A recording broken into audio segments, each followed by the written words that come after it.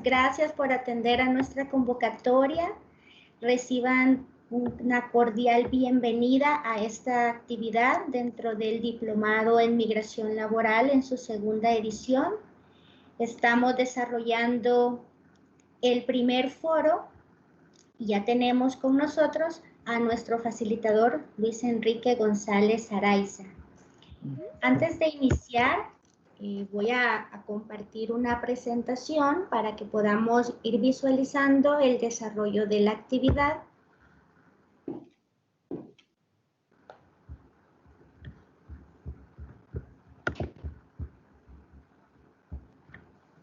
Muy bien. Este foro de intercambio corresponde al tema número 1, la terminología básica sobre migración y movilidad laboral, impartido por el maestro Luis González Araiza. Y vamos a desarrollarlo aproximadamente en una hora, hora y media, dependiendo de cómo se vayan comportando los comentarios, las preguntas, las retroalimentaciones. Estamos ahorita en la etapa de ingreso, todavía estamos recibiendo a varias personas que se están intentando incorporar. Hasta el momento creo que ninguno ha tenido dificultades para hacerlo, pero si por algún motivo tuvieron algún inconveniente, al final de la sesión vamos a dejar abierto un espacio para que ustedes puedan ahí incorporar sus observaciones. También queremos aprovechar para poder tener la oportunidad de conocernos un poco más, el grupo, el equipo que está detrás de la realización de este diplomado, pues aprovechar este momento también para ponerlos en contacto. Saben que todas las personas estamos a disposición para cualquier comentario, para cualquier duda y sugerencia. Luego vamos a proceder a las lecturas de las preguntas y comentarios que hasta las 5 de la tarde estaban alojadas en la plataforma del foro dentro del aula virtual de IESFOR. Vamos a dar también un espacio para que nuestro facilitador Luis Enrique pueda dar respuestas a ellas. Y luego, pues obviamente van a surgir algunos comentarios, algunas preguntas adicionales. Vamos a abrir también un espacio para que puedan ustedes colocarla sobre la mesa, ¿verdad? Sobre esta plataforma virtual. Y por último, pues en la etapa de los cierres hay un par de indicaciones que nos gustaría dejarles para que la experiencia durante todo el desarrollo del diplomado pues sea lo más satisfactoria posible. Quizás unas indicaciones más como de etiquetas. Bueno, esta es una plataforma bastante estable, pero ustedes saben, a veces la tecnología pues nos resulta un poco desafiante y para optimizar el recurso, para evitar dificultades técnicas, pues preferimos solicitarles su apoyo en mantener siempre el micrófono apagado. Ustedes van a observar que en la parte de abajo hay opciones para levantar la mano cuando tengan algún comentario. Igual está la casilla del chat.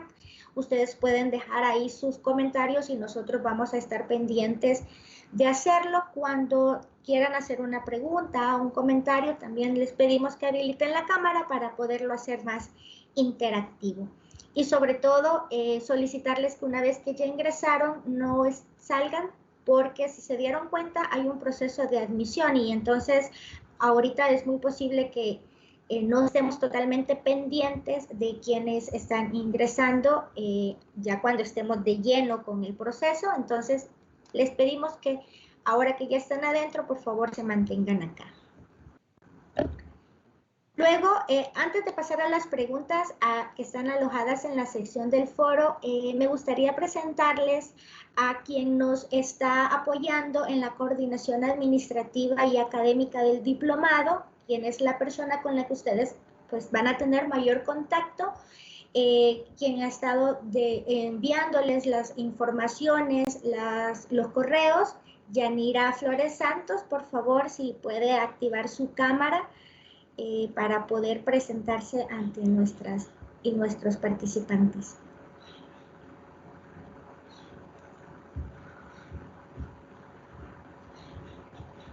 Hola, buenas noches a todos. Un gusto poder estar aquí con ustedes y que sea de mucho provecho. Sean bienvenidos todos. Muchas gracias, Yanira. Cualquier consulta, ustedes saben, ya cuentan con la información de ella. Es quien va a estar coordinando el diplomado en su totalidad, y también está con nosotros Linda de la O. Ella es también parte del Instituto Especializado de Educación Superior para la Formación Diplomática de El Salvador. Ella también coordina este espacio, y pues para conocerla quisiéramos que también activara su cámara.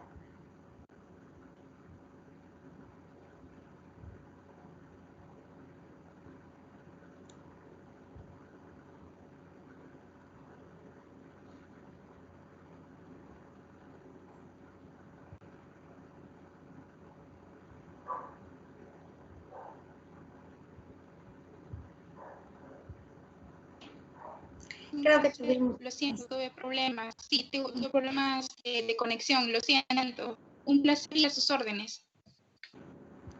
Muchas gracias, Linda. Y también está con nosotros Alejandra Vázquez. Ella es de la Organización Internacional para las Migraciones, que es parte también del equipo coordinador de este diplomado. Por favor, Alejandra.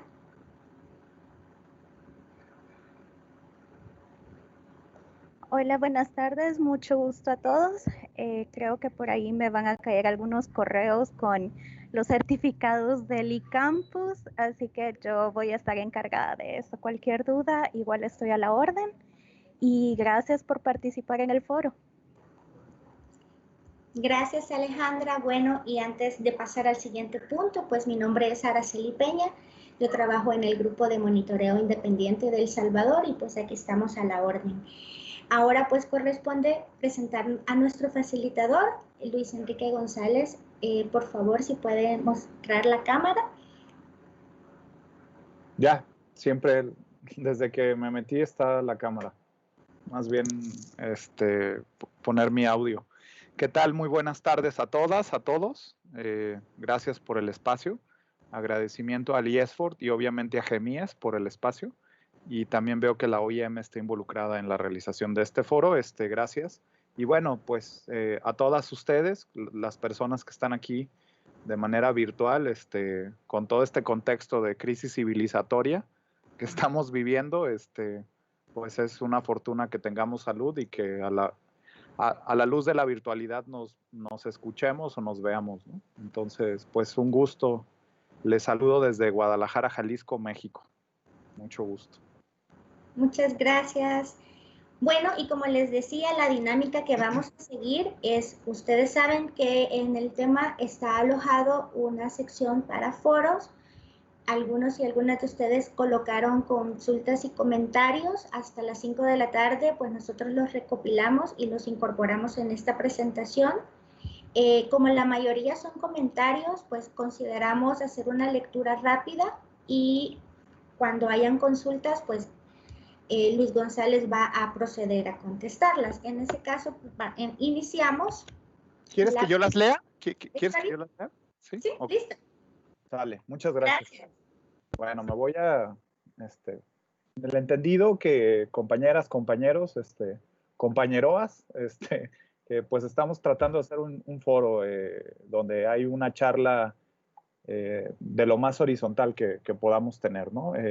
Voy a tratar de abonar a los comentarios que hagan, tratar de responderlos, y si honestamente no tengo los insumos para darles una respuesta, prometo hacer la réplica en el foro, ya un poco bajo la tónica de mi formación, que es fundar y motivar lo que digo, ¿verdad?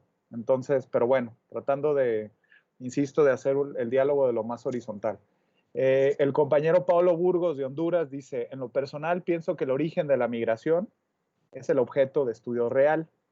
Si bien es cierto, la decisión del ser humano para migrar es sumamente subjetiva, sin embargo, la mayoría, y me atrevo a decir que todas, tienen un poco de los tres factores de origen, como ser, problemas económicos, sociales y violencia. Estos son los ingredientes que motivan la migración y dependerán subjetivamente de cada uno de nosotros cuánto influyen en la toma de decisión de migrar.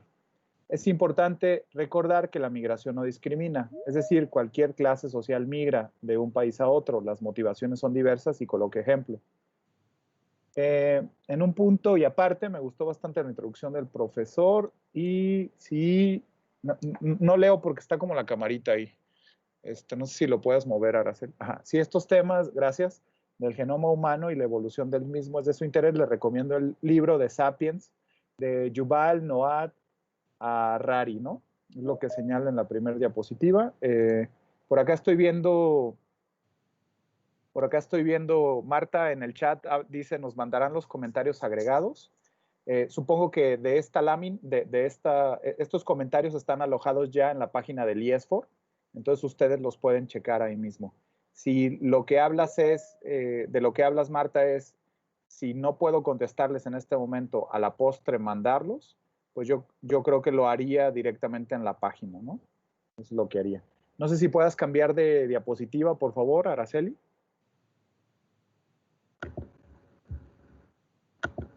Gracias. Y un poco retomando lo anterior, me parece que sí, lo que yo en su momento compartí, compañeras, en la primera aportación que tuve, es un poco diferenciar que, al menos desde el ámbito académico, hay una diferenciación entre las migraciones voluntarias y las migraciones forzadas. Efectivamente, todas las clases sociales migran, ¿no? Pero hay unas que lo hacen de forma voluntaria y hay otras, o otro grupo de personas, ya sin un poco matizando clase social o cualquier otra de las etiquetas que nos construyen como persona, que lo hacen también, pero de manera forzada, ¿no? Y les pongo el caso de las personas en desplazamiento forzado internacional que se acogen al beneficio de la figura del derecho al asilo, ¿no? Consagrado en el artículo 14 de la Declaración Universal de los Derechos Humanos y en los tratados internacionales que a la postre se configuran, ¿no? Como la Convención del 1951 sobre el Estatuto de los Refugiados y la Convención y el Protocolo del 67, ¿no? Es un poco, hay clases privilegiadas en ciertos contextos que por motivo de persecución tienen que emigrar de manera forzada, tienen que hacer cierto desplazamiento forzado internacional. Entonces, acá efectivamente hacen una migración forzada a pesar de que tienen condiciones materiales distintas, ¿no? Un poco lo que yo jugaba con eso es que cuando hablaba de los orígenes de por qué las personas migran, ¿no? De manera forzada, donde se establecía la economía, factores medioambientales y finalmente factores de violencia, decía que un poco irónico, o luego lo hablo también en charlas, que si la economía pues sí, los escenarios de depreciación económica o de falta de liquidez en las personas fuera considerada como un temor fundado de persecución para el derecho internacional de los refugiados, pues la mitad del sistema mundo estaría migrando y solicitando ser reconocido como refugiado. Y más en estos contextos, ¿no? Con la pandemia, donde ya CEPAL lo ha mencionado, pues la pobreza va a aumentar, ¿no? En términos concretos, ¿no? En nuestra región y en el mundo, ¿no? Entonces, sí, efectivamente, un poco haciendo eco de los comentarios del compañero Paolo, sí, todas las clases migran de forma forzada, dependiendo obviamente de la circunstancia, ¿no? Luego habla María José Villalta del Salvador, dice, concuerda con Paolo en el hecho de que la motivación de emigrar es subjetivo e inherente a la naturaleza humana, sin embargo también se añade el instinto de la sobrevivencia y conservación y el principio racional de buscar mejores oportunidades de vida para nosotros y núcleo familiar.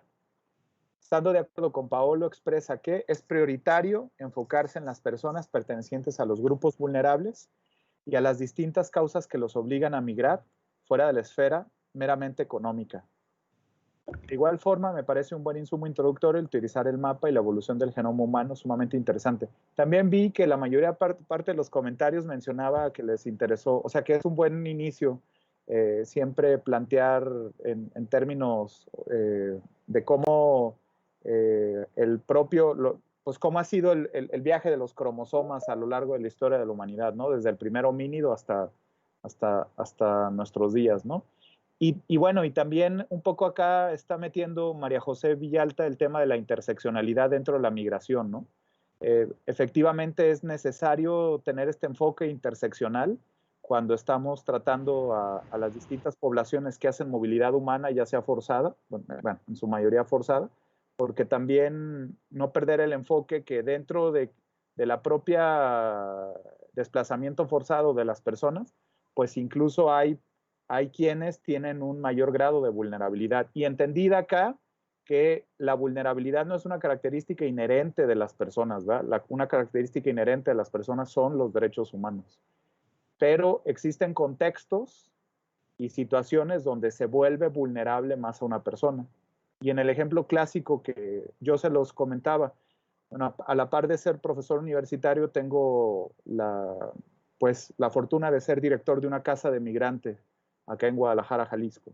Entonces, es muy distinto las condiciones de violencia sistemática que trae, por ejemplo, una compañera mujer en movilidad humana, que quizás un varón, ¿verdad? Y más si luego le empiezas a agregar estos grados o etiquetas de interseccionalidad, ¿no? Pensar que es una mujer afrodescendiente, de un pueblo originario que no habla castellano, en fin, ¿no? Con una identidad sexogenérica distinta a la hegemónica, ¿no? Distinta a ser cisgénero, heterosexual, es decir, uno ya le va agregando, ¿no? Entonces es importante eso. Y bueno, yo también concuerdo contigo, María José. ¿Podemos pasar a la siguiente, por favor?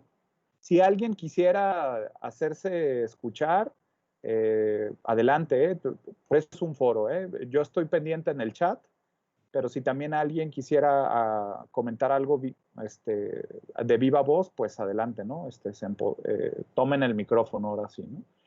En ese sentido también María José Erazo del Salvador dice, creo que si bien podemos hablar de que todas las clases sociales existen individuos que migran, la migración sí discrimina en el sentido que existen relaciones de poder inherentes en las dinámicas migratorias que no se pueden olvidar, que hacen que la migración misma sea desigual entre clases sociales. Un poco ya lo mencionabas, ¿verdad? No solo la motivación y la inserción en el país de destino son distintos entre las clases sociales, sino que existe un desempoderamiento de los individuos migrantes. Poco o nada calificados, que no tienen los individuos de las clases más privilegiadas. Incluso este desempoderamiento nace de pugnas de poder dentro del país de origen, del cual forman parte las clases dominantes. Por lo que los migrantes en su mayoría vienen de ser oprimidos a seguir siendo oprimidos en otro lugar. Y un poco voy a hacer esta conexión con el caso, simplemente los dos tipos de visados, que para mí son muy referenciales, que tiene Estados Unidos. Les voy a poner el más referencial, que quizás lo mencioné, el trabajadores temporales, con las visas H2A y H2B. H2A para trabajo no calificado en el sector agrícola, H2B para trabajo no calificado en el sector de servicios. Y entonces, efectivamente, son personas que están migrando con una forma migratoria a los Estados Unidos. Nuestros países son expulsores de esos trabajadores. De hecho, hay cierto número de visas que otorga Estados Unidos a los distintos países para que vayan y migren de una manera formal, que dicho sea de paso, este es la única tipo de visa para trabajadores no calificados que tiene Estados Unidos. Pero si esto lo ponemos vis a vis, por ejemplo, con las visas H1, que son las visas que tiene Estados Unidos para los distintos tratados de libre comercio que ha tenido con los países de la región, es para trabajadores calificados, de hecho, las visas H1, ¿no? Son para estos CEOs y demás personal que dentro de los países de origen, con un capital simbólico construido, van y se emplean en Estados Unidos a un trabajo especializado, o simplemente a trabajos calificados en el sector de salud, ¿no? Médicos, enfermeras, y que acceden a este tipo de visado. Y obviamente ponerlos vis a vis en el contexto de H2A y B de trabajo no calificado versus trabajadores que en México les llamamos son las visas NAFTA o las visas del Tratado de Libre Comercio, pues obviamente están en posiciones distintas, ¿no? de desigualdad. Y hay estudios ya que señala un poco las violaciones laborales que han tenido los H2A o H2B en el caso mexicano versus el otro tipo de visas, ¿no? Entonces, efectivamente, pues ahí las formas en las que migran las personas son desiguales y en ese sentido el reconocimiento de sus derechos también, ¿verdad? Comentarios sobre las migraciones forzadas. ¿Puedo participar? Adelante, compañera Marta. Es suyo el micrófono. Sí, buenas tardes. Buenas tardes. Fíjate que a mí me salta mucho el tema de lo forzado. Digo, reconozco la categoría, desde luego, de la migración forzada, los exiliados, los refugiados, desde luego que reconozco esto, pero me parece que de repente hay como que un exceso o un uso fácil del término al llamar a toda movilidad forzada. Por ejemplo, ahorita que mencionas las visas H2, es que se van porque tienen que sobrevivir y es que eso es inherente también al ser humano, el ser productivo, creativo, imaginativo, ¿no? Y el trabajo forma parte de esas cualidades humanas. Yo aquí de repente siento como que a veces caemos en contradicciones en función de decir que las migraciones laborales, por ejemplo, calificarlas, en este caso las migraciones económicas, calificarlas de migraciones forzadas, porque entonces todos, de hecho los que trabajamos incluso, ¿no? Nos movamos o no nos movamos, estaríamos forzados a trabajar. Entonces, yo lo que quiero aquí comentar es esta aparente contradicción en querer llamar a toda movilidad una movilidad forzada, porque te ves obligado a trabajar, a salir a otro lado a trabajar. Y esto me parece relevante porque entonces entra en contradicción con algo que también se defiende en los foros internacionales como un derecho, que es el derecho a migrar, ¿no? Entonces, aquí me parece que caemos de repente en contradicciones en el discurso, ¿no? En el discurso y digamos, eso en el uso político de los conceptos, porque una cosa es lo que usamos, lo que se usa en la academia, y otra es lo que usamos en los foros públicos, en los foros políticos. Pero sí quisiera llamar la atención sobre esto, compartir con ustedes esta inquietud, porque sí me parece que de repente se puede caer muy fácilmente en la contradicción. Y cierro con esto, con la idea precisa de que es un derecho moverse y también es un derecho trabajar donde uno quiera, ¿no? Entonces, bueno, solo quería expresar esto a propósito de lo que me suscita, y eso lo tengo desde hace tiempo, cuando en algún momento se hablaba de la migración económica como una migración forzada. Ese era mi comentario, gracias. Sí, muchas gracias.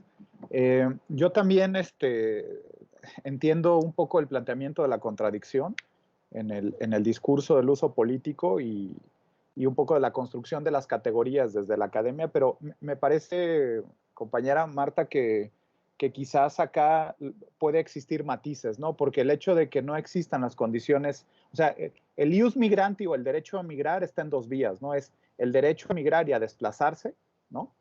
Con las condiciones adecuadas y con el reconocimiento de los derechos humanos que tenemos, ¿no? Pues así lo plantea el artículo 13 de la Declaración Universal.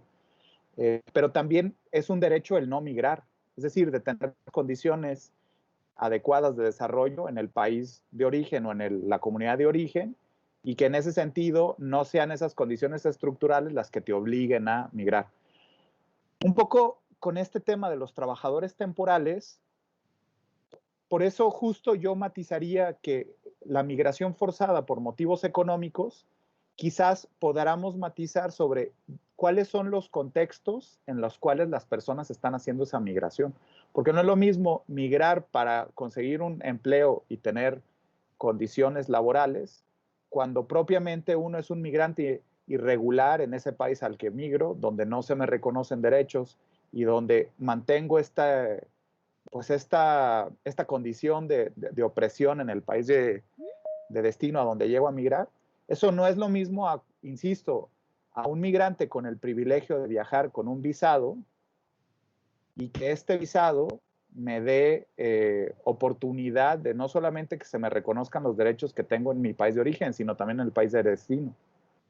Entonces, claro, yo estoy completamente de acuerdo en esas contradicciones. Quizás lo que pudiéramos hacer es matizar también que dentro de la movilidad humana por motivos económicos, pues va a haber, digamos, una serie de matices sobre las condiciones propias en las cuales se hace ese proceso de movilidad humana o movilidad laboral, ¿no? Pues sí, digo, insisto, por ejemplo, este tema de los H2, que yo lo estudié hice un trabajo de tesis de la maestría, me parece que efectivamente, aunque se pensara que traían documentos las personas que estaban migrando a Estados Unidos, porque tenían un visado, pues en la práctica yo observé con el campo que realicé y que luego lo documentan otros estudios, que existía, por ejemplo, no se daba la movilidad laboral dentro del mercado de trabajo, es decir, cuando llegaban con el empleador, la documentación se la recogía, ¿no? El empleador, una vez que llegaba el trabajador o trabajadora, lo primero que hacía es, yo te guardo el pasaporte y tu visa. Y entonces, pues, constreñía la libertad del mercado, ¿verdad? De irse a emplear con otro empleador con mejores condiciones. Entonces, se caía un poco a tener condiciones análogas a los compañeros que migran sin la regular estancia a los países, ¿no? Entonces, ahí yo sí pondría en tela de juicio, incluso con esta voluntad de ir a trabajar de forma documentada, pues vis a vis a las condiciones que tenían en país de origen, a la condición que tienen como trabajadores en país de destino, un poco es eso, ¿no? Tratar de matizar. Y luego respecto a estos orígenes de las migraciones forzadas, que también tiene que ver con los desplazamientos por motivo de violencia, yo te diría, compañera Marta, que eso ya está establecido por el corpus juris de los tratados internacionales, ¿no? Y que también entran en contradicción misma también, porque bueno, ¿qué más violencia que no tener las condiciones de vida adecuadas en tu país de origen, ¿no? En términos de desarrollo, de desenvolvimiento, de calidad de vida. Pero para el derecho internacional de los refugiados eso no importa, ¿no? Eso no es una variable, ¿no? Y bueno, acá la compañera Selma dice, Selma Cienfuegos en el chat señala, creo que los matices son muy importantes, pues existen personas que a primera vista son migrantes económicos, pero una vez que analiza el caso se puede dar cuenta de su precariedad económica, deviene de la violencia y la falta de protección de un estado de bienestar, y en ese caso pienso que sí un desplazamiento forzado. Claro, luego hay, miren, les platico algo en la práctica. Yo soy abogado y mi tema, soy abogado de asilo. Soy abogado migratorio y de asilo en México. Porque eso es lo que hacemos dentro del albergue que les señalo que tengo el honor de dirigir. Y un poco les doy un ejemplo. Compañeros provenientes, solicitantes de la condición de refugiado de alguno de los países centroamericanos, cuando llegan en un inicio, obviamente no entienden, y acá hago énfasis en lo que dice Marta, pues una cosa es las categorías académicas, luego las categorías políticas y luego lo que las personas en lenguaje liso y llano entienden, ¿verdad? Y obviamente, pues, no eres experto como migrante forzado a saber cuál es tu condición de movilidad, ¿no? Entonces llegan a la organización y en la entrevista a profundidad que les hacemos para ver de qué forma podemos tratar de incidir o acompañar su proceso, luego al principio hago énfasis de lo que dice Selma, ¿no? Nos dice, no, bueno, es que yo salí pues porque ya no tenemos dinero, ¿ah? Y entonces un poco rascándoles, ¿cómo que ya no tenías dinero? ¿A qué te dedicas? No, bueno, pues yo era mototaxista o estaba en un taxi, ¿no? Ah, ok. ¿Y qué? Y tenía muchos pagos que hacer.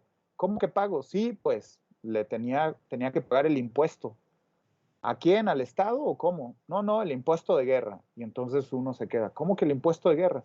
Sí, pues tenía que pagar el impuesto de guerra a un grupo delincuencial, ¿verdad? X, determinado. Digo, no voy a abonar en eso.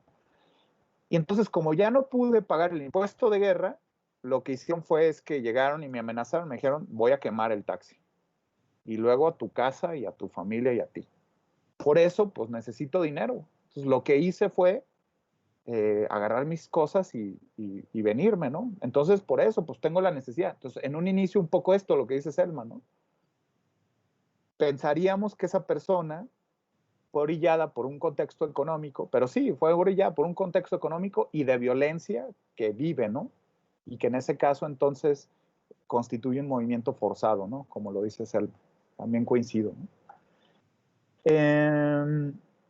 Y luego, bueno, creo que esto ya lo había leído de María José Erazo. Es la segunda parte. Es la segunda parte, perdón. Sí, así es. Perdón, disculpen. Luego, María José Erazo también señala, continuando un poco con la intervención que tuvo, dice, me pareció muy importante su ponencia, dado que siempre es relevante enmarcar desde una teoría los fenómenos económicos y sociales como la migración, para entender las causas y los efectos tanto del país emisor como del destino. En cuanto a la cantidad de migrantes en territorio estadounidense y el constante conflicto que mantiene el Estado con estos, me parecería interesante abordar en el foro en vivo la temática del capital político y los crecientes movimientos sociales que se están configurando entre los migrantes en Estados Unidos, su posición de resistencia ante el discurso de odio del presidente Donald Trump durante todo su mandato presidencial. ¿Será que la población migrante sea capaz de organizar, de una organización tal para exigir de una vez por todas cierta seguridad humana y económica? Esto en vistas de las crecientes protestas contra la brutalidad policial racista y dado que esto es un problema que también sufren las minorías latinas irregulares. Esto añadiendo el hecho que está un periodo preelectoral que puede constituir una forma de exigir derechos para esta gran cantidad de población trabajadora latina. Bueno, María José, al respecto, pues yo traeré a colación este movimiento de resistencia que, digamos, ya por lo menos ganó incluso la batalla jurídica, que son los DACA, ¿no? Los compañeros, los Dreamers, ¿no? En Estados Unidos. Ustedes recordarán que gran parte del planteamiento de la política migratoria que está haciendo Donald Trump, pero obviamente, miren, esto es interesante, no solamente Donald Trump, si se fijan, la gestión migratoria hoy en día no se hace bajo una gestión legislativa de la migración, sino que se hace a través de acuerdos y órdenes ejecutivas de los mandatarios, ¿no? Es decir, acá la concentración de poder que están haciendo los poderes ejecutivos en la región, hablo de la región latinoamericana, bueno, de la región del continente americano y que incluso también se ve reflejada en Europa, no se está haciendo mediante los congresos y legislaciones, sino que se está haciendo mediante decretos presidenciales, ¿no? O acuerdos presidenciales. Lo mismo ha hecho Donald Trump, lo mismo ha hecho mi presidente Andrés Manuel López Obrador, o incluso el propio Bukele, ¿no? En El Salvador. Se está trabajando la política migratoria mediante decretos. ¿Y qué es lo que ocurre con este suceso que pasó con los Dreamers? Ustedes recordarán que gran parte del capital político que pudo amasar en el primer cuatrienio el presidente en ese entonces, Barack Obama, nunca quiso meterse con el propio Congreso. Lo pudo haber hecho en los primeros 4 años que tenía la mayoría. Pudo haber legislado, pudo haber hecho una reconfiguración de la gestión migratoria en Estados Unidos. No lo hizo. Entonces, ya en el último en el segundo cuatrienio que tuvo, fue cuando abrió esta posibilidad de este acuerdo presidencial del Dream Act, ¿no? De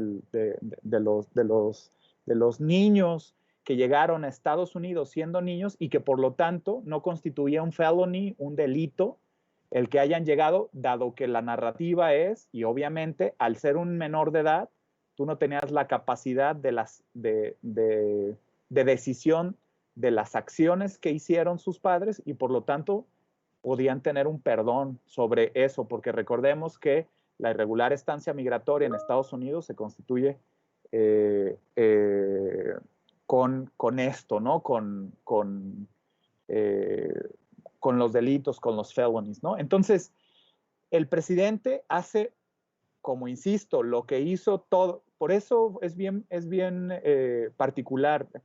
La mayor parte de la gestión que hizo Barack Obama, que fueron a través de acuerdos presidenciales, ustedes saben que la particularidad que tiene un acuerdo presidencial es que tiene una temporalidad definida. ¿Hasta dónde está definida la temporalidad? Hasta que otro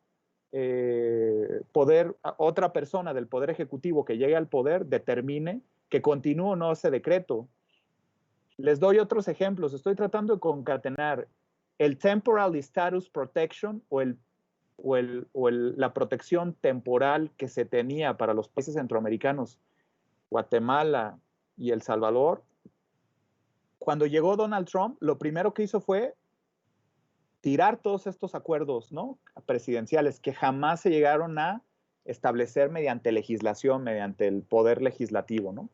Y cuando llega Donald Trump al poder, empieza a tirar todos estos acuerdos, ¿no? Todos los acuerdos que eran de protección que se dieron para distintos países, incluido, insisto, los países centroamericanos, o las políticas que se tenía de protección con otros países, como por ejemplo la política de pie seco, pie mojado, en el caso de las personas cubanas, que esa fue no con Donald Trump, sino con la última parte de Barack Obama, fueron quitándolos, ¿no? Fueron quitando todos estos acuerdos. Lo mismo hace Donald Trump con los Dreamers, ¿no? Lo primero que hace cuando llega es decir, ya no se va a renovar, porque lo que planteaba este acuerdo era otorgarles la posibilidad de que estos compañeros, estos niños que ya son adultos, de hecho son de mi generación más o menos, de los 80s, 90s, que llegaron y que terminaron los community college y que tenían todo el American Way of Life en sus venas, que no podían ser sujetos a deportación porque incluso ya empezaban a tener hijos. Entonces, poder tener una regular estancia en el país, ¿no?, para poder seguir desenvolviéndose en esta vida y con las oportunidades.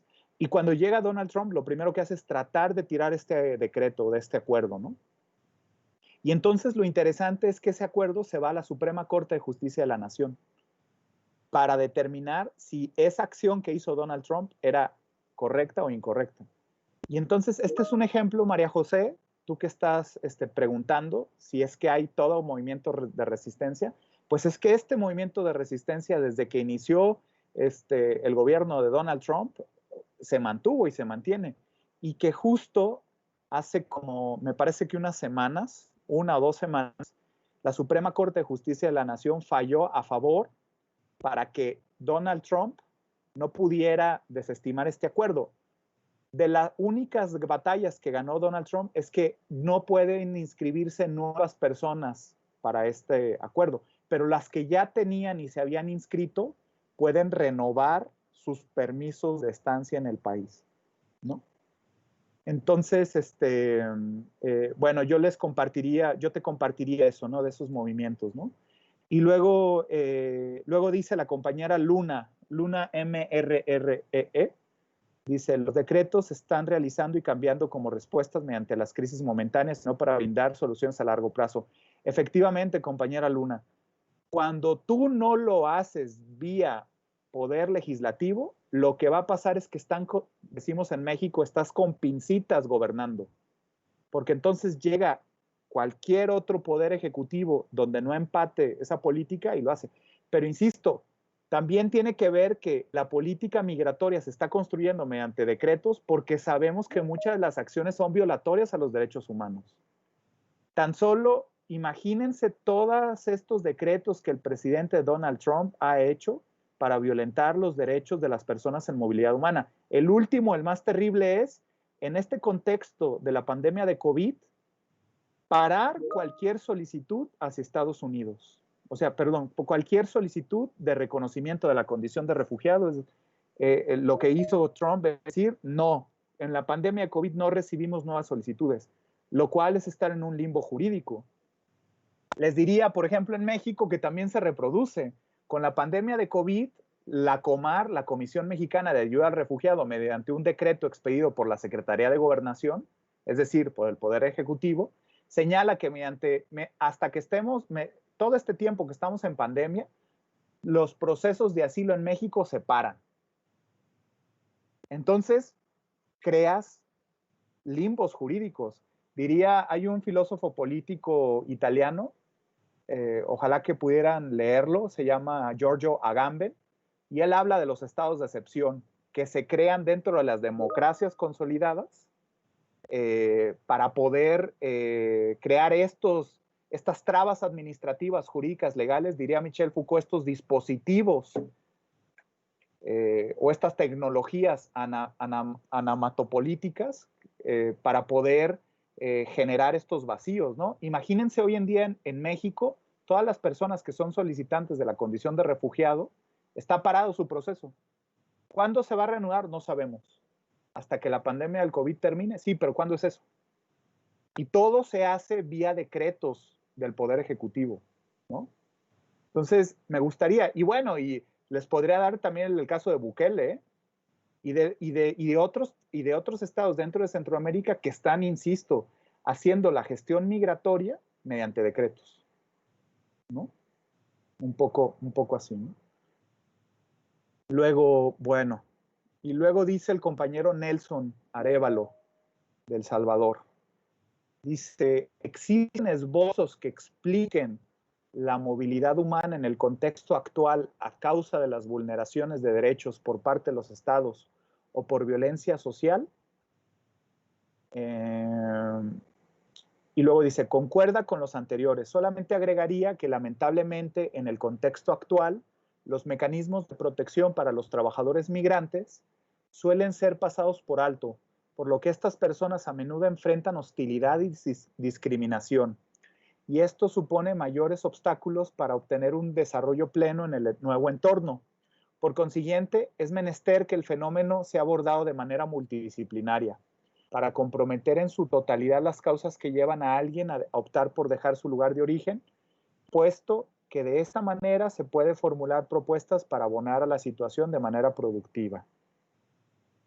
Bien, Nelson, yo también concuerdo con tus planteamientos. ¿Qué haces?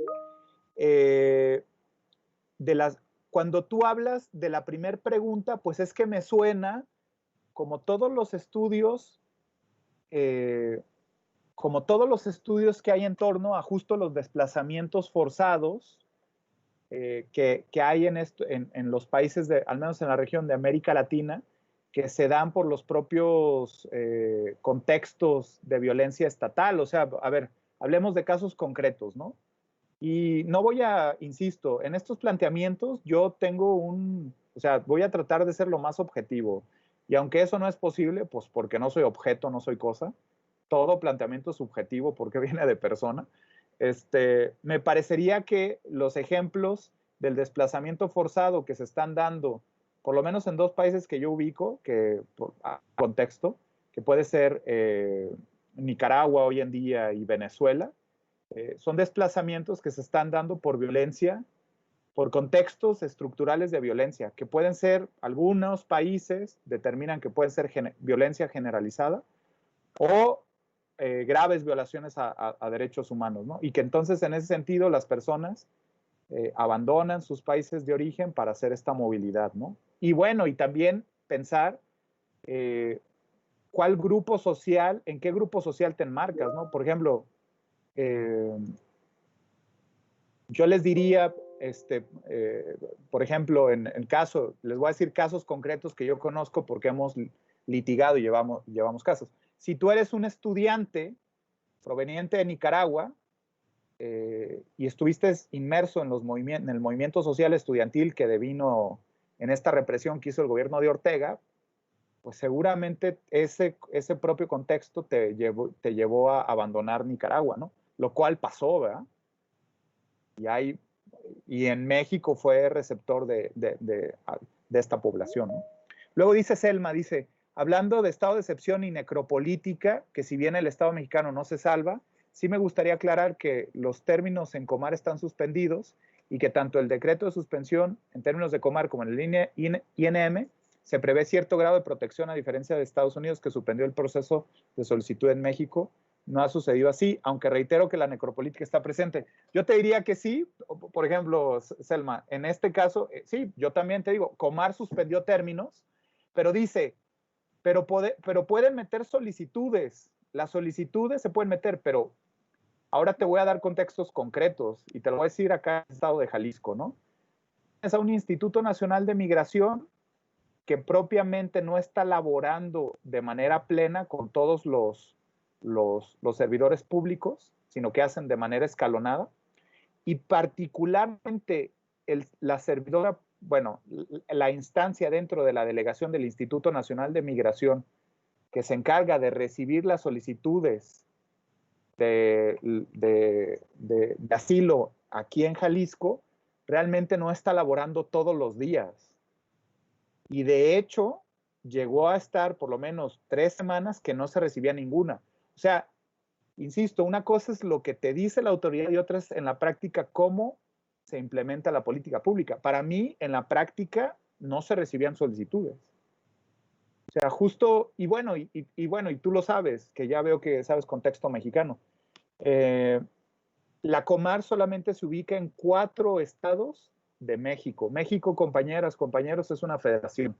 A diferencia de los estados unitarios centroamericanos, México tiene 3 órdenes de gobierno: federal, estatal, municipal. Y la federación se supone que debe de haber instancias del gobierno federal en las 32 entidades.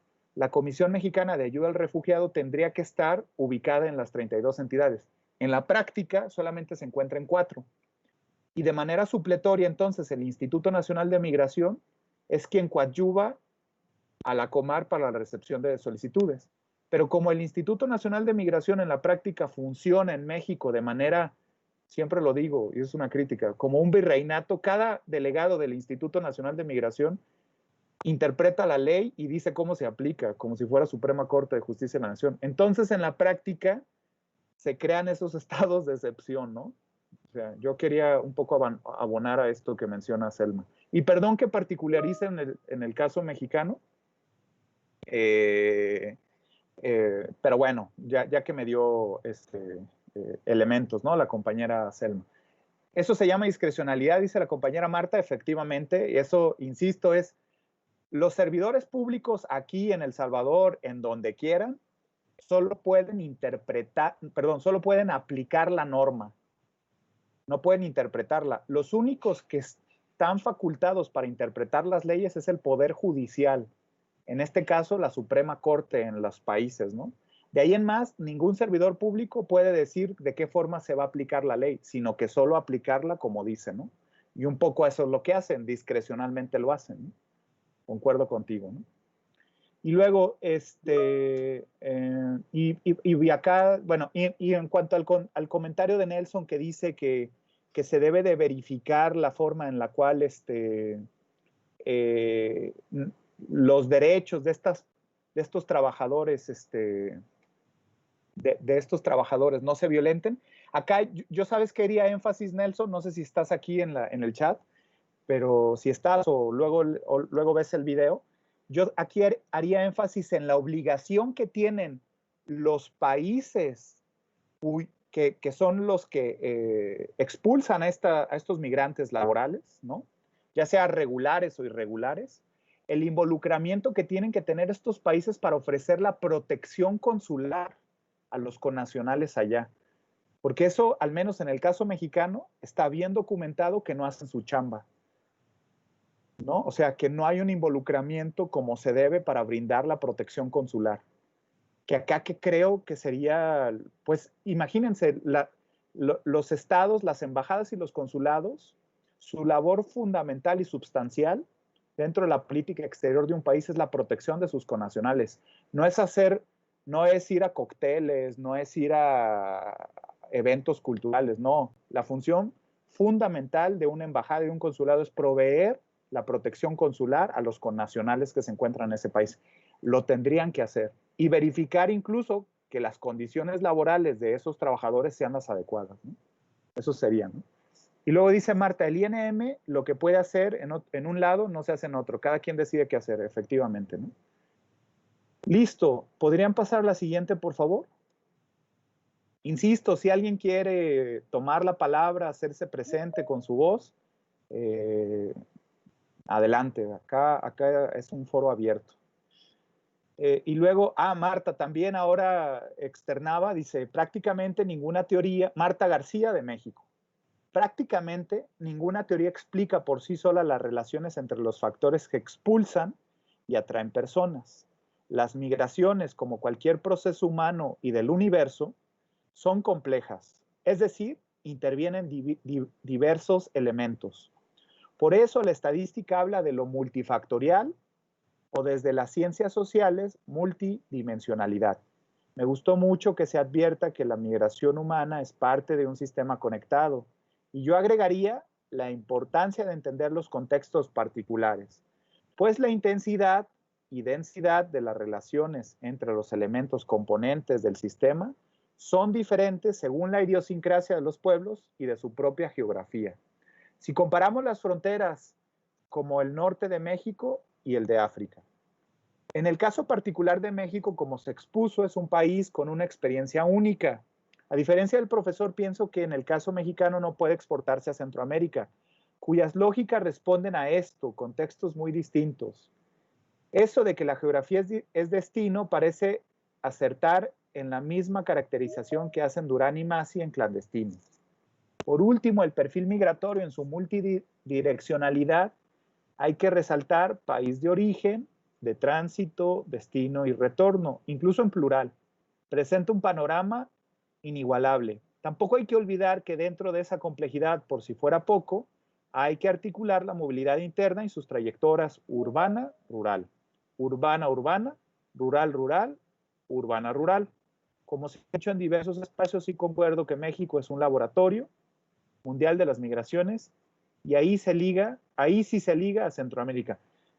Quizás mi planteamiento no fue o sea, quizás entonces en términos, no me acuerdo cómo lo expresé, probablemente entonces fue inexacto. Lo que yo decía, Marta, o quería expresar, es que hay ciertas trayectorias que se empatan, claro, no son una calca, pero hay ciertas trayectorias que se empatan entre los procesos migratorios que se dieron en Centroamérica con los procesos migratorios con México. Por ejemplo, en este caso incluso de los trabajadores H2 y H2A y H2B, o sea, hay procesos migratorios que se empatan. En algún momento hay un circuito migratorio donde se comparten este tipo de trabajadores y hay ciertas trayectorias que se comparten. Pero sí, efectivamente haría entonces ese matiz, no es que sea una calca idéntica, ¿no? Y bueno, acá, miren, el compañero Herbert Guzmán dice que quiere participar. Adelante, Herbert. Sí, adelante, te escuchamos. Quita tu mute y te escuchamos. Buenas tardes a todos. Yo pienso de que hemos cambiado de época. O sea, que hemos pasado de una generación en la que había pocas barreras para migrar y ahora una generación en la que hay barreras por todos lados. Entonces creo que definitivamente es importante establecer políticas de Estado, pero además políticas regionales. De otra manera, creo que va a ser muy difícil, resolver el problema. O sea que hay, digamos, muchas, ahora estas barreras van a ser casi imposibles, la migración, y entonces posiblemente los estados, quieran o no, van a hacer implosión. Entonces pienso que no, que definitivamente la migración va a seguir y lo que va a hacer tener que ser realmente va a tener que tener políticas de estado, pero a la vez generar empleo en los países y generar condiciones para que la población pueda mantenerse en el país. O sea que no puede ser una salida unilateral, es nacional, es regional y es transnacional. Sí, concuerdo mucho y por ejemplo, y también pensaría en poder fincar acuerdos regionales, ¿no? De movilidad, ¿no? Que sería lo óptimo.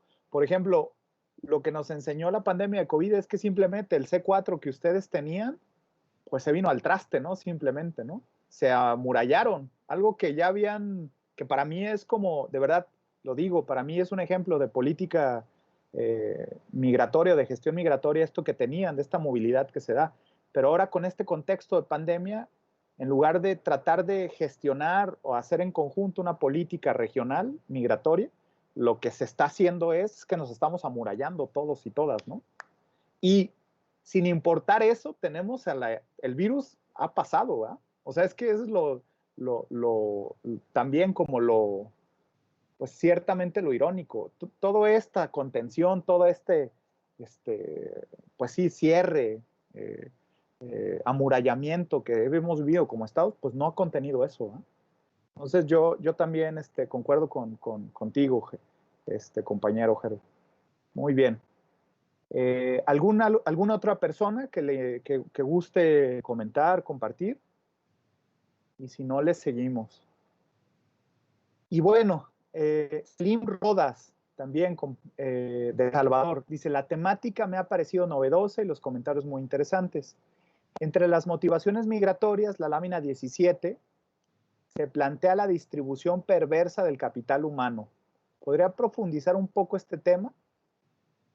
Este tema relacionado con los modelos económicos basados en la exportación de mano de obra. Este tema está relacionado con los modelos económicos basados en la exportación de mano de obra. Ya recordé. Un poco la distribución perversa es hablar que, y esto, bueno, conmigo empata mucho esta de las teorías que les mencioné, la teoría del sistema mundo, que es una de las que más referenciales tengo, es un poco ubicar que existen estados o países que se encuentran en el centro y en la periferia, ¿no? Y que entonces en el centro se encuentra el polo de desarrollo económico y la fuente de empleo. Pero al mismo tiempo hay una demanda de mano de obra porque no se puede cubrir. Y entonces, en ese sentido, los países de la periferia que tenemos los recursos naturales, y también la mano de obra, por eso yo creo que tomaba en cuenta eso, ¿no? Que hay una distribución inequitativa en donde están los polos con mano de obra, por una parte en estos países que son los expulsores y en los receptores que no se encuentra esa mano de obra y que por lo tanto genera que las propias personas tengan que hacer el circuito migratorio. Y luego, no sé que no recuerdo si lo mencioné, pero recordar que la mayor parte del circuito migratorio en el mundo, del flujo migratorio, son flujos sur-norte, ¿no? Aunque hay sus excepciones donde son sur-sur, la mayor parte son sur-norte, ¿no? Y luego acá dice la compañera Zaira Rodríguez, dice, hay demasiados convenios en gestión migratoria. Lo mejor sería que lo que tenemos, revisarlo bien y poder aplicarlo según la región o país que consideren convenientes y según sus políticas. Híjole, yo acá difiero un poco, porque, por ejemplo, los acuerdos de libre comercio, Zaira, es bien paradójico, pero en la mayor parte de ellos, salvo el que teníamos en la Unión Europea, que también ahí ya se están deshaciendo, los acuerdos comerciales o económicos siempre dejan de lado el aspecto de la movilidad humana. Se los digo nosotros como México con esto que ya volvimos a firmar. Miren, Andrés Manuel fue con Donald Trump, se entrevistó, hablaron de todo menos de migración. Fue el elefante blanco en la mesa. Jamás tocaron el tema migratorio. ¿Por qué? Porque solo, como lo dije en un inicio, solo queremos libre flujo para mercancías y capital. Para las personas ponemos candados. El tema migratorio no se cuenta. Yo pienso al contrario que no hay convenios, tratados en tema de movilidad humana. Por eso, insisto, el C4 que ustedes tienen, con el SICA y con todo este sistema de integración que tienen, para mí es como algo muy... Yo soñaría con que México fuéramos parte del SICA, ¿no? Pero obviamente por los intereses que tenemos con Estados Unidos no podemos hacer esto, ¿no? Porque de verdad para mí me duele que la actitud de México sea una actitud xenófoba, de contención en contra de todos nuestros hermanos latinoamericanos, centroamericanos, ¿no? Yo sí pensaría eso, Zaira, que luego en los convenios pero en la gestión migratoria luego no hay. Y luego alguien escribió, luego dice la compañera Noelia Canizales, lo lamentable es que a pesar de que los convenios están ahí, los países no están interesados en ratificarlo, justo por lo que menciona, que lo importante es la mercancía. Sí, y bueno, tenemos el primero, ¿no? La Convención sobre los Derechos de los Trabajadores Migratorios y sus Familiares, que es este marco dentro del Corpus Juris del Sistema Universal de Derechos Humanos, uno de los 9 convenciones que tenemos. Qué casualidad que solo los países emisores de migración Son los únicos que han ratificado esa convención, ¿no? Pocos países de destino lo han hecho, ¿no? Luego dice Zaira Rodríguez, no hay sensibilización para las personas. ¿No hay sensibilización para las personas migratorias? Supongo que es que no somos sensibles a la movilidad humana de las personas, ¿no? Yo también concuerdo contigo. Y no sé si hay otra lámina más, compañera. Sí, ¿ves? Y no quise hacerte mansplaining, ¿eh, Zaira? Perdón, ¿eh? Y luego dice la compañera Ruth Méndez de El Salvador. Considerando las opiniones de los compañeros y compañeras, también creo que es importante resaltar algo que se mencionó. No hay ninguna teoría que pueda dar respuesta a la dinámica constante de la migración y sus variantes por país o región. Sin embargo, creo que se puede rescatar de las ya existentes aspectos que nos permiten entender de mejor manera las circunstancias presentes. Con respecto a lo anterior mencionado, me gustaría que se discutiera cómo se determina los términos básicos, la homogenización de estos permitirá una mayor comprensión, pero esta puede variar según convenio, leyes de un país u otro aspecto. A ver, supongo que se habla de los tratados o los convenios migratorios. Pues yo te diría, digo, si va encaminado ahí, Ruth, si por ahí andas, que me pudieras aclarar un poco el planteamiento. Supongo que tu planteamiento va encaminado a pensar cómo podemos construir un acuerdo o un tratado o un acuerdo entre estados donde se respeten los derechos de las personas en movilidad. Pues, insisto, vamos con lo que ya mencioné, ¿no? Primero, pensar que como país emisor yo haya firmado el corpus juris del Sistema Universal de Protección, ¿no? O sea, es bien claro, por ejemplo, no sé si un poco comentarles, los 9 tratados internacionales que se tienen, ¿no? Uno de ellos es la Convención sobre la Protección de los Derechos Migratorios y sus Familiares, se tiene que firmar y ratificar por los estados que son emisores de migrantes. Pero no solamente eso, también se tiene que aprobar cuando uno firma una de estas convenciones, compañeras, compañeros, a la par se crea un comité que va a regular la aplicación de ese tratado. Y los países que son firmantes tienen que dar informes sobre el grado de cumplimiento de este tratado en respecto a las políticas migratorias que se tiene.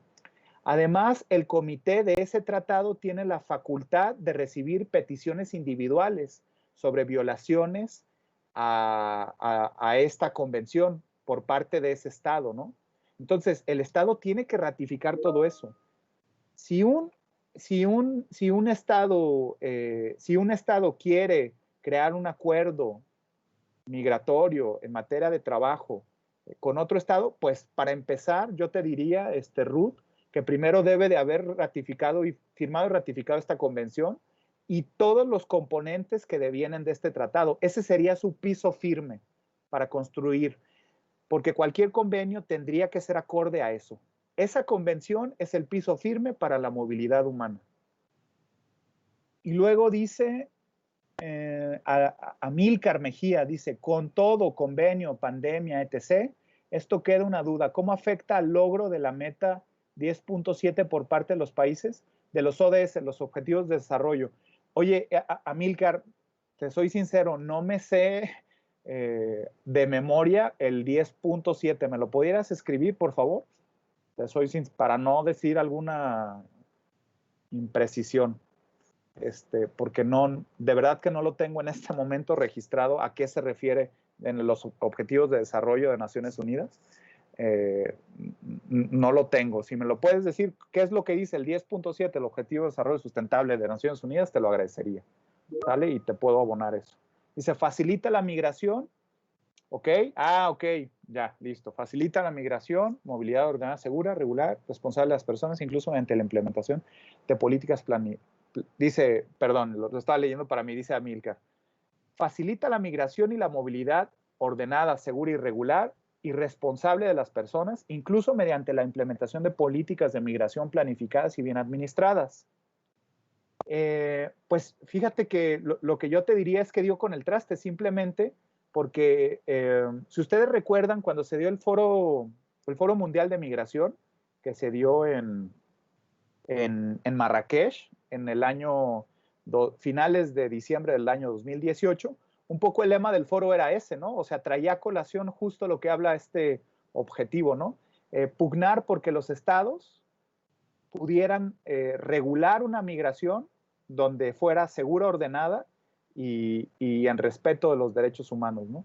Pero lo que nos estamos dando cuenta ahora con la pandemia es que incluso los países que firmaron y que estuvieron de acuerdo con el planteamiento que se hizo en el Foro Mundial de Migración, y entre esos México, que México fue uno de los que llevaron la agenda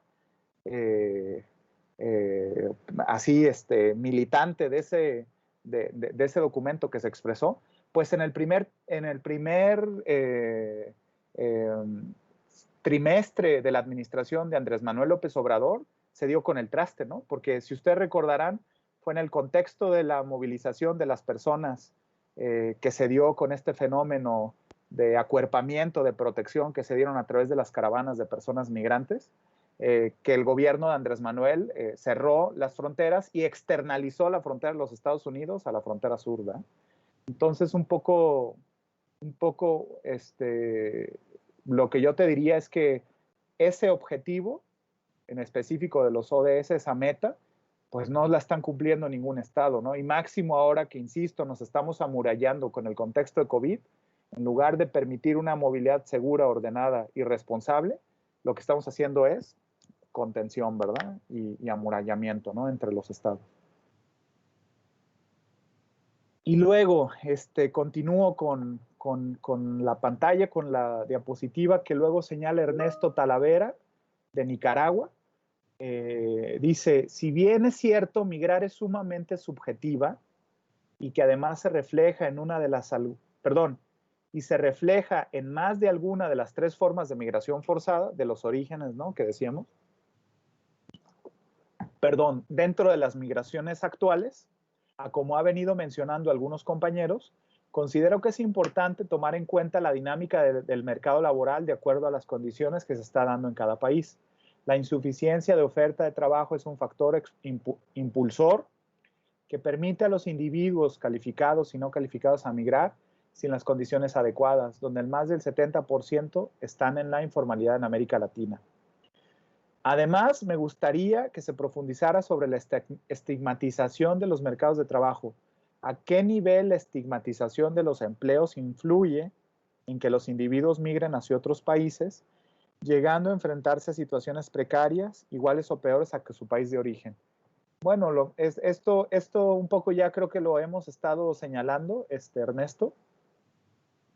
Insisto, con este caso que es con el que yo tengo más estudiado, que es los H2, son trabajadores no calificados que se insertan a un mercado laboral en países de origen que se supone tendrían condiciones de trabajo efectivas porque tienen regular estancia en el país, pero en la práctica, en algunas ocasiones, al estar regulados por el mercado y no por las leyes de trabajo, pues son violentados. Otro ejemplo, miren, que también varios de nuestros países latinoamericanos somos emisores de este tipo de trabajos, es otro programa que ustedes conocen seguramente, que es el PETAT, el Programa de Trabajadores Agrícolas hacia Canadá, donde también los países latinoamericanos somos expulsores de esta población, de trabajador. Es un acuerdo interinstitucional que hacen los estados para que trabajadores por temporada se vayan a la costa este canadiense, principalmente a la provincia de Quebec, para trabajar en las farmas, así le llaman los compañeros,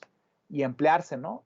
Donde también hay ya estudios, Tania Basok, por ejemplo, de la Universidad de Montreal, ustedes pueden leerla, ha hecho muchos estudios donde señala las violaciones.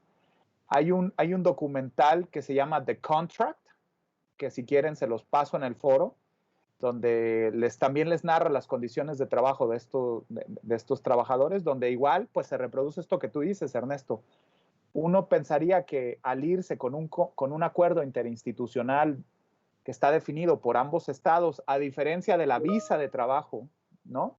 En la visa de trabajo se supone que es facultad discrecional que tú tienes para otorgar visas, pero cuando hay un acuerdo interinstitucional como el PETAT, o en su momento cuando hubo con México el programa Bracero, donde era un acuerdo entre los estados, se supone que hay un principio en el derecho internacional que se llama la extraterritorialidad del derecho, es decir, las leyes que se aplican en el país de origen se tendrían que aplicar en el país de destino, porque entonces los contratos laborales están establecidos de manera que se protejan las leyes laborales del país de origen como las leyes laborales del país de destino. Eso es lo que en la teoría se supone que tendría que tener el PETAT que estoy mencionando. Pero en la práctica se ha documentado que no es así. Claro, se los paso, Luna. De hecho, si ahorita alguien, si me permiten y mi internet está bien, lo busco documental. Lo busco ahorita, se los mando. Es de un compañero que tiene un apellido asiático. Estoy buscándolo a ver si me lo da mi internet. Documental, The Contract. Documental, Canadá. Ah, sí, miren, se los voy a... Digo, incluso déjenme buscarlo porque no sé dónde esté de manera libre, pero si ustedes lo buscan, ya lo encontré. Si ustedes lo buscan en la web, si le están rascando, sí lo encuentran. Se los mandé ya como referencia, miren. Permítanme un segundo, porque luego mi internet está... Ahora con el teletrabajo, ya saben que el internet no... Ahí está, se los envié. Ese documental, a lo mejor les interesa, justo narra las condiciones de trabajo de este programa de trabajadores agrícolas en Canadá que les menciono, PETAT. Y luego me parece que hay una compañera que se llama, a ver, ahorita les puedo pasar también esa referencia bibliográfica. El Consejo Latinoamericano de Ciencias Sociales, CLACSO, sacó también una publicación respecto al PETAT, así se llama, PETAT, Programa de Trabajadores Agrícolas con Canadá. Si googlean CLACSO y ponen PETAT, les va a salir algún documento, un libro que se editó, que también les puede abonar hacia este tema, ¿va? Y bueno, ¿ya es la misma o no? Ah, no, sí, ya. ¿Puedo participar? Dale, Marta, adelante. Bueno, no conozco el de Claxo, pero el más reciente en México es el de Rosa María Vanegas, que que hace una evaluación del PETAT de 40 años, que cumple hace unos 6 años, no sé qué. Entonces, este libro acaba de salir, aunque tiene edición del 18, porque ya sabes cómo se tardan nuestras instituciones en publicar, ¿no? Entonces, tiene edición 18, pero acaba de salir.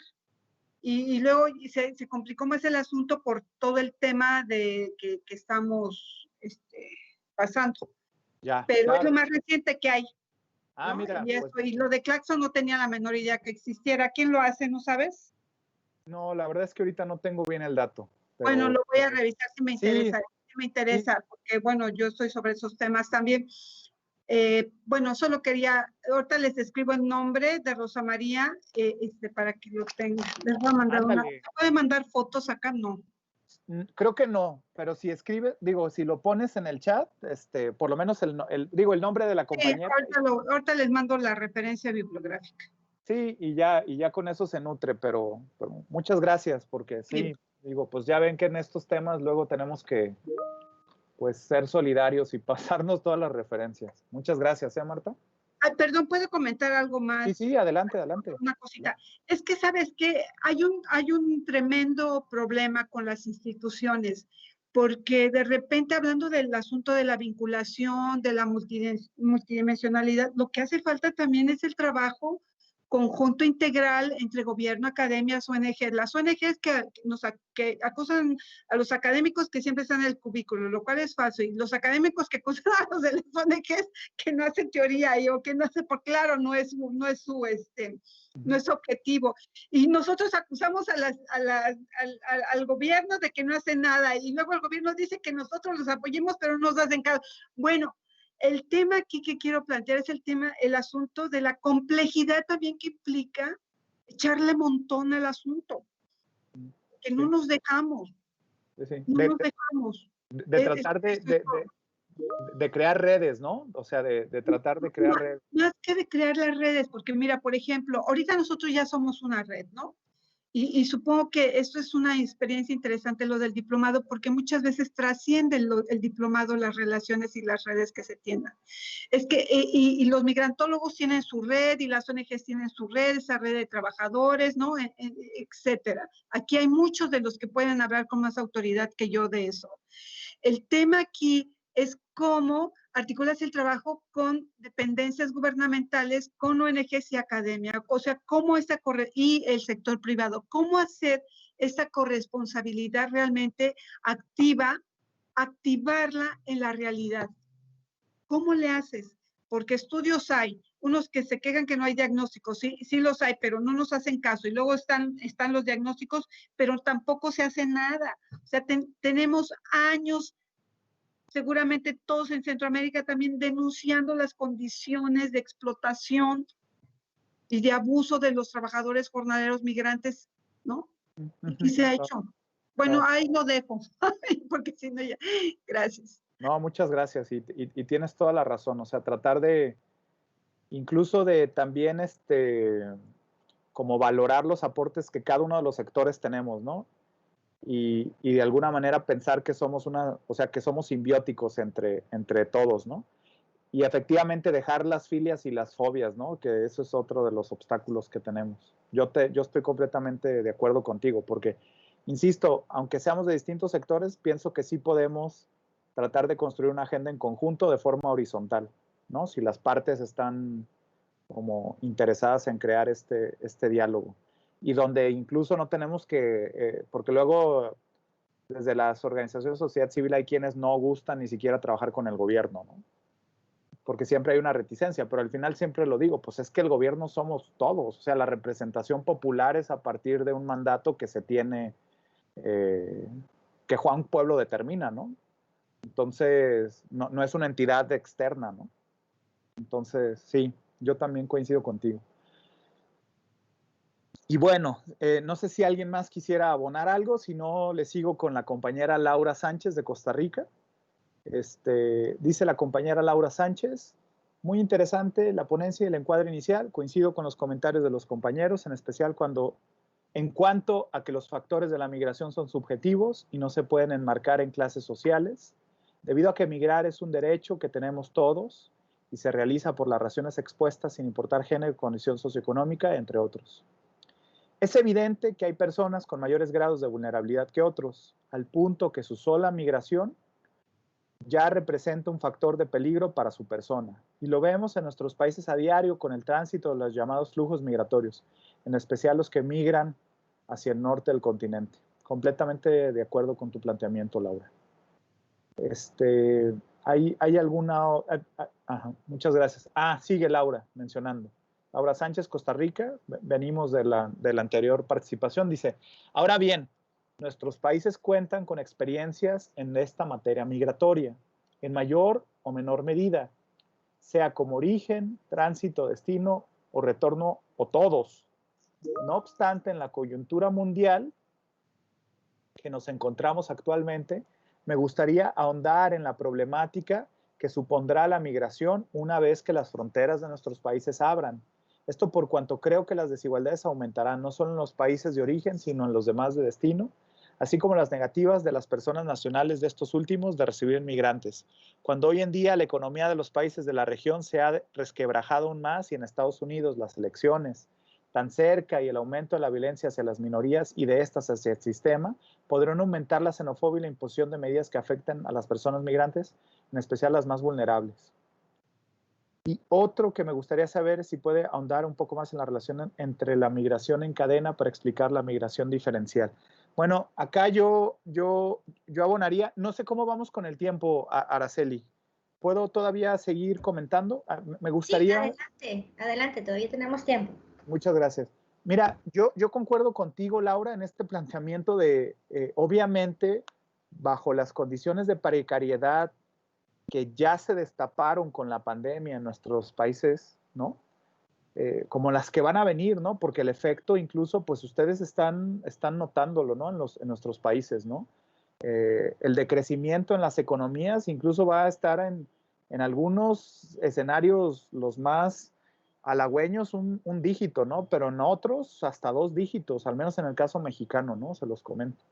Y eso va a derivar obviamente a que las personas tengan de manera acá forzada que emigrar, ¿no? O sea, acá me parece que sí va a ser una condicionante al no tener las condiciones.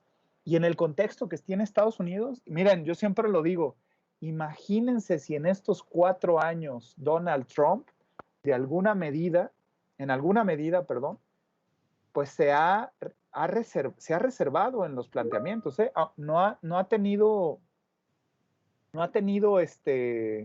digamos, no se ha presentado en su esplendor esta política de xenofobia que tiene en contra de los migrantes, ¿no? O sea, porque todavía está con este prurito de la reelección y entonces sabe que necesita de alguna manera parte del voto latino, ¿no?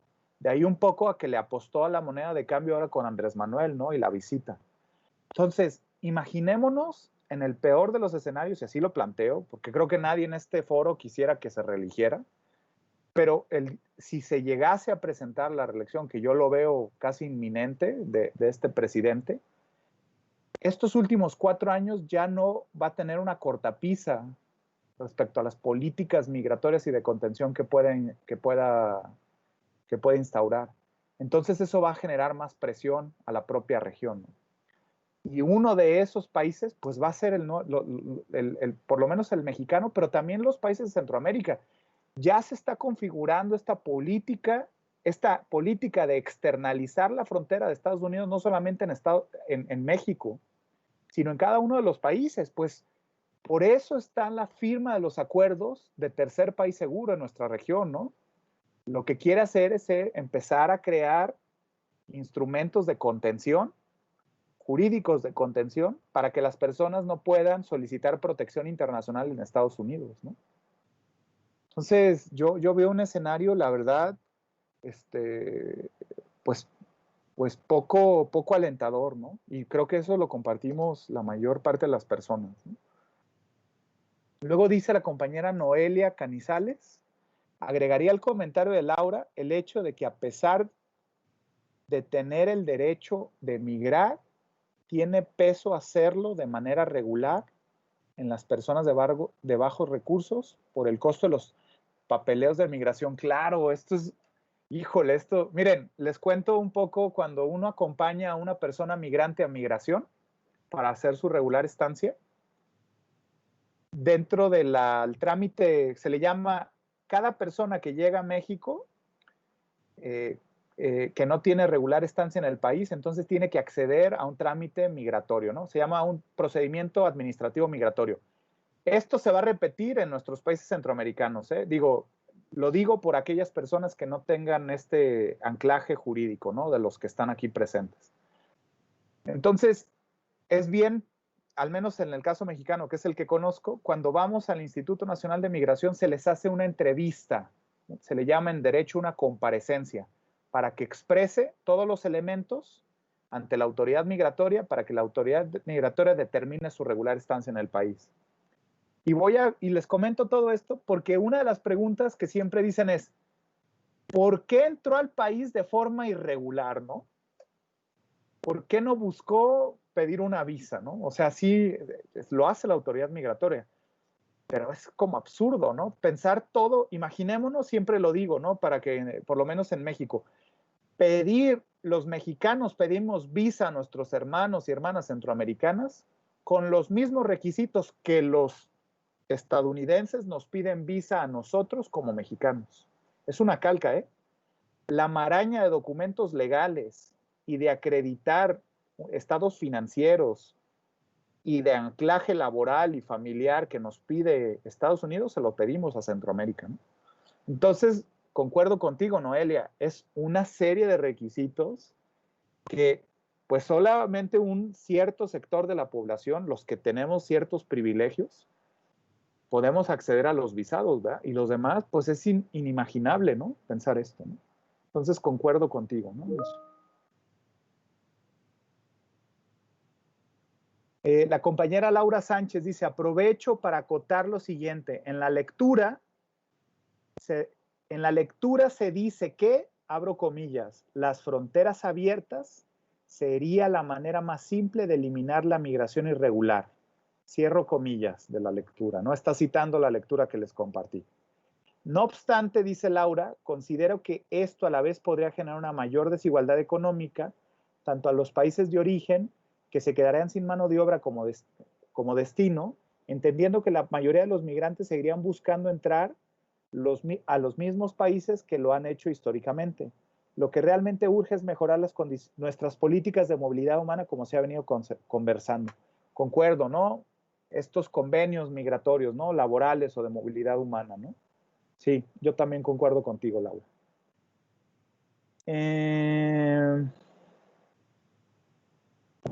Esta es la última, Luis Enrique.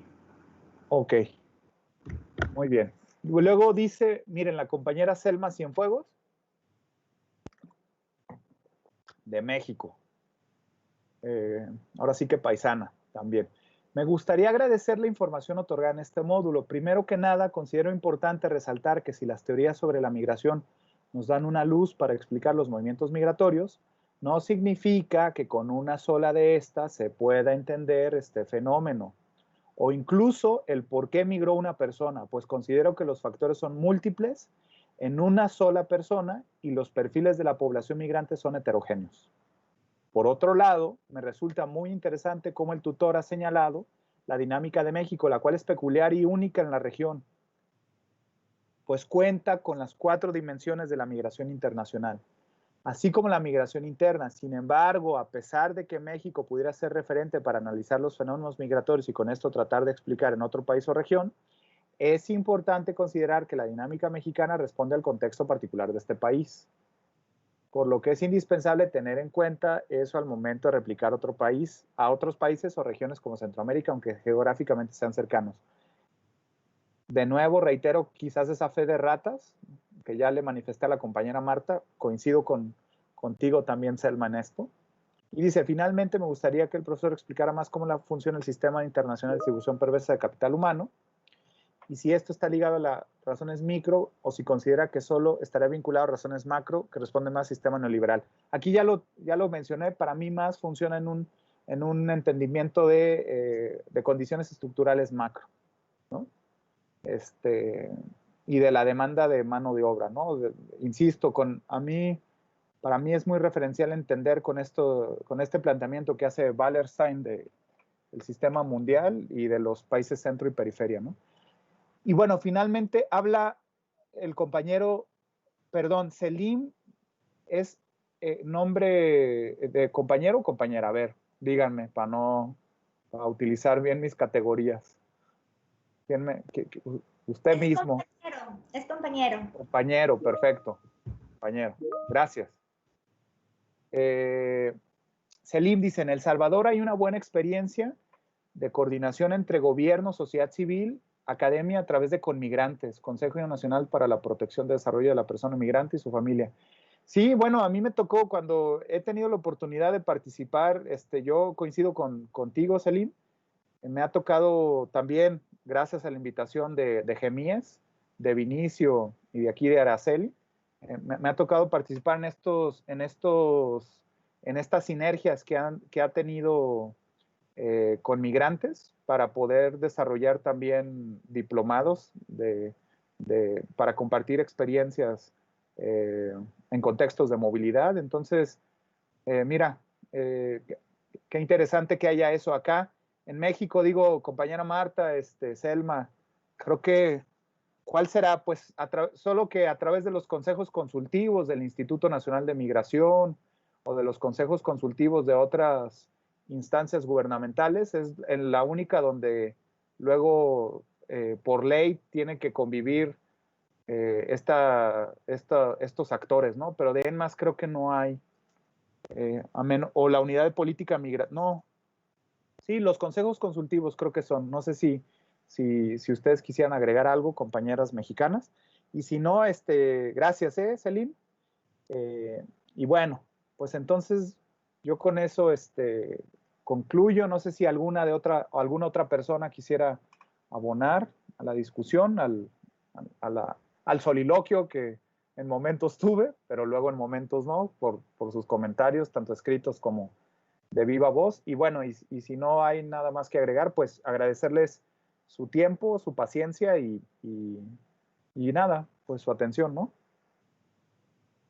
Gracias.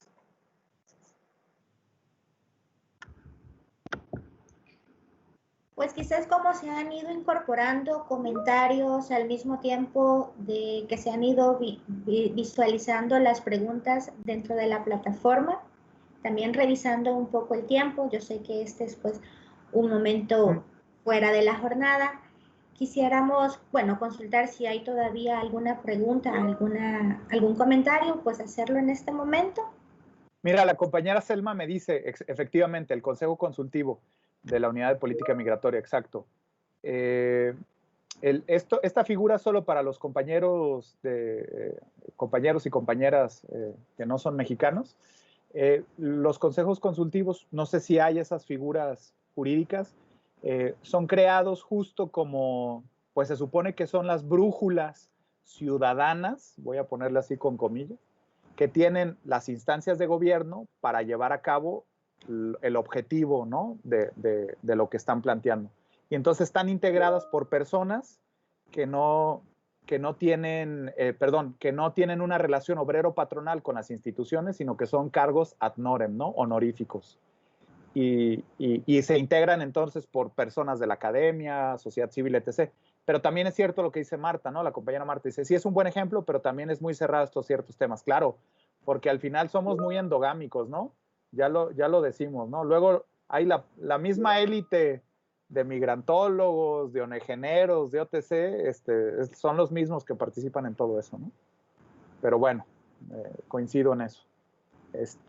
Pues listo. Listo, muchísimas gracias, Luis Enrique. Y bueno, para finalizar, queremos dejarles también unas indicaciones importantes que nos las va a brindar Yanira Flores.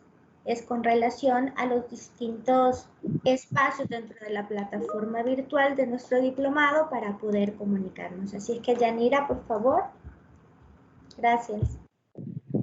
Ok, muchas gracias, Araceli.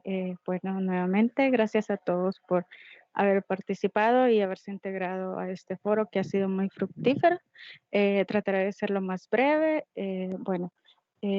Como ya más o menos conocen la dinámica que se va a desarrollar en el resto del diplomado, comentarles, como bien habrán leído en el plan de módulo que se les compartió por correo dentro del aula virtual, en el cual se detalla que la participación en los foros es muy importante. En cada tema ustedes van a encontrar un foro correspondiente al mismo.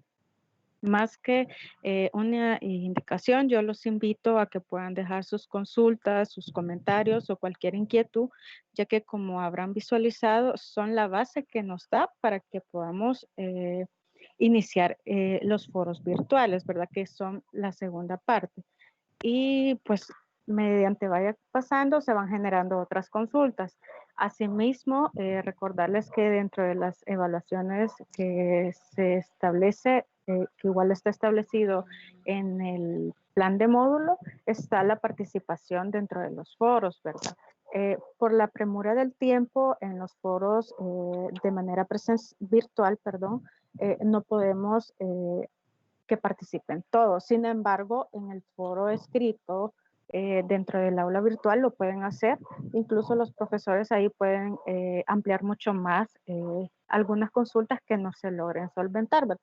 Así es que yo los invito a que puedan dar sus aportes y estamos pendientes a cualquier inquietud que tengan. Asimismo, hacerles mención que pueden estar pendientes del foro de novedades que ustedes están viendo en su pantalla, el cual regularmente siempre se ponen algunas indicaciones o algunas noticias, sin embargo siempre se les envían por correo electrónico. Aprovecho para comentarles que si alguien tiene dificultades para recibir los correos o o con la información, pues me lo haga saber y yo con mucho gusto le puedo asistir. Y bueno, muchas gracias, agradecerles a todos por su participación y nuevamente sean bienvenidos a este espacio que ha sido justamente para que ustedes puedan compartir su conocimiento con los demás participantes. Por mi parte sería solo eso. Gracias.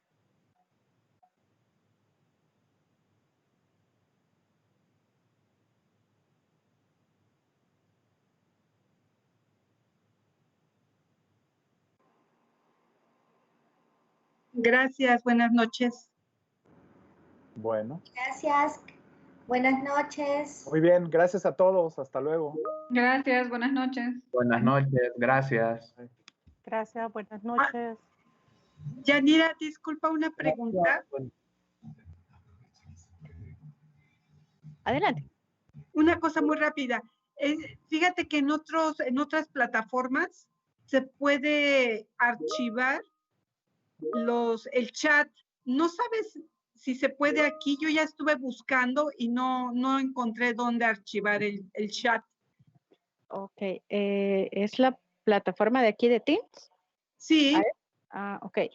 Si gusta, Alejandra puede asistirle mejor, ya que ella tiene una mejor referencia de esta plataforma. Alejandra es la compañera de OIM. Hola, Alejandra, gracias. Hola, buenas tardes. Sí, con gusto yo se lo envío. Qué amable.